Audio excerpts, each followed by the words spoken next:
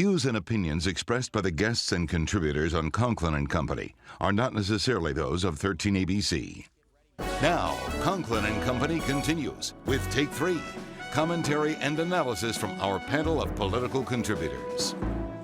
Approval numbers pretty impressive for Governor John Kasich out this week. Also, Paula Hicks Hudson, the new Toledo City Council president. But we begin here on Take 3 with what will be, we believe, the retirement and the rehiring of Toledo's police chief, Derek Diggs. That story breaking late Thursday night in the Blade. Ignacio Messina penned that story, broke that story on Thursday night.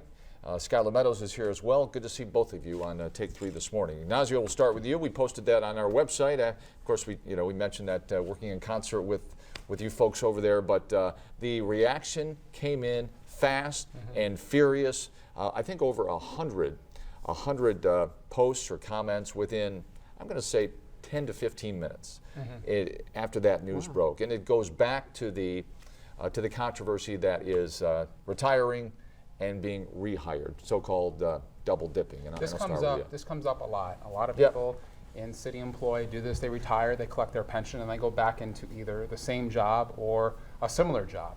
And Derek Diggs is doing something that's completely allowable. It's completely allowable under Ohio law and his pension plan. But you're right. As soon as we posted the story and as soon as we tweeted it Thursday night, people started saying, "Is this double dipping? Is this like the mayor and other people in his administration?" Well, I correctly point out the mayor was the fire chief, and then he was the fire marshal, retired, and then the people elected him. In this case, the mayor's asking council to reappoint him as police chief, and I think it'll be an affirmation that this is okay if council does that. Do you think that there's going to be pushback here, Skylar, from council members? Because it is done. It's not only police and fire. I think you mentioned Michael Woolover did that as well. Woolover did it. A number of city employees, and certainly Mike Bell. It's done in education all the time. Superintendents retire, go work for another district as a consultant. It happens all the time. So, it is certainly legal. And if you were to say, hey, if you had the opportunity to do that, I think the numbers were, $71,000, and he would get in his pension, $100,000, $102,000 as salary. So, your thoughts on that? Well, as Ignacio points out, it is something that's totally legal, but the question that our city has to start to answer is, when do you get some new blood in here? This is an opportunity, nothing against Chief Diggs, but Chief Navarre did the same thing, and now he's over in Oregon. This is an opportunity to let others come in. But as Ignacio pointed out in his article, there are people in the Bell administration that are doing the same thing. Who's a Deputy Mayor Green, Deputy Mayor Hurwat, or former Deputy Mayor Hurwat. So this is not a new thing. When Mike Navarre held the news conference, the retirement news conference, I recall, I think he said he was going to help remodel his kitchen. That's what he was going to do in retirement, and then soon thereafter took the job in Oregon as the police chief, and perhaps that developed later after post-retirement. But what about just coming out and saying, I probably will retire, but I'm going to use the system as it is to keep working. It is, when some people are struggling, it's tough to see, I guess, is that somebody might be collecting and then collecting again. Lots of people do this. When I retire as a newspaper journalist, I plan to be an anchor for 13 years. But I think when it's public money, that's when the controversy arises. The public feels, we're paying $100,000 for your salary. Now your pension plan, which has built in through the public payment, will be given to you as well at the same time. So, and that is the rub. It is taxpayer money.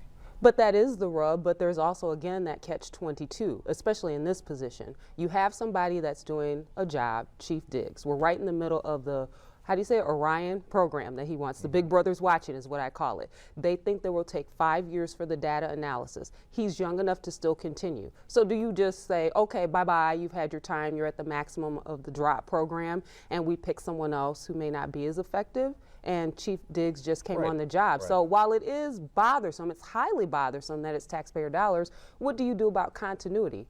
And if you're the city of Oregon and you go get Mike Navarre, he said, we've got a chance to go get an experienced police chief. He's already done this at a very high level in a bigger city. We've got a chance to get him. I should point out that the police chief has to give up 2 months of his pension to do this. He cannot get his pension for 2 months into the new job. Then he'll start collecting. But at the same time, he'll be collecting his unpaid sick time and vacation time going out the door. Now, I haven't gotten those numbers, but in the past, that has for some people been $50,000, $75,000, $100,000 over a whole lifetime. So he'll get a check out the door, what they call severance.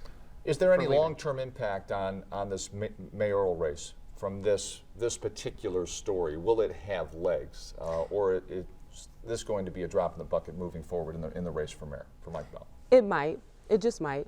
If some mayoral candidates that are on council, or the mayoral candidate that's on council at this point, but there are several other potentials that haven't announced and could decide to have it grow legs, yes. As we tape on Friday, I haven't talked to Joe McNamara about it, but I think he has an idea, an opinion on this. He hasn't voiced it yet, but I agree. I mean, it may be brought up as an issue during the campaign. All right, we're talking about City Council. Paula Hicks Hudson, 11-1 vote. Tom Winooski, the only dissenter, but Paula Hicks Hudson. It was interesting. Bill Horman did the story this week describing Paula Hicks Hudson, some were, as the least political of the members on council. What do you think about that term, Ignacio? That she's the least political? Political. No, I could agree with that. I think she has not swayed to one side or the other, bolstering any kind of controversy. She has been sort of a mediator behind the scenes rather than kind of a fist bang around the table in public. So I'd agree with that assessment.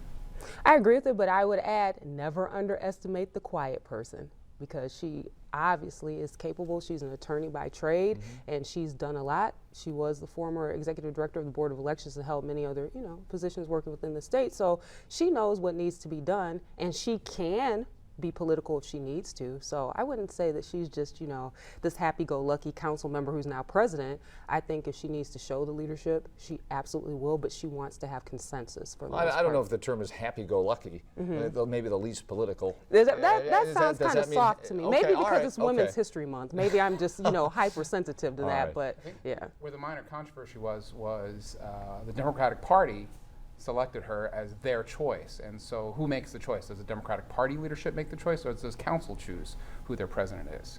Why? How's that somewhat controversial, though? Well, some people think we elected these councilmen to lead. We didn't elect the Democratic Party leadership to select who they want, and then therefore put the pressure on councilmen to make that happen. So should the Democratic Party then, because they're in control of the seats, select the chairmanships as well? That's probably a question for Ron Rothenbuehl, the head of the Democratic Party here in Lucas County. It was out on Facebook. I just posed that question. Yeah.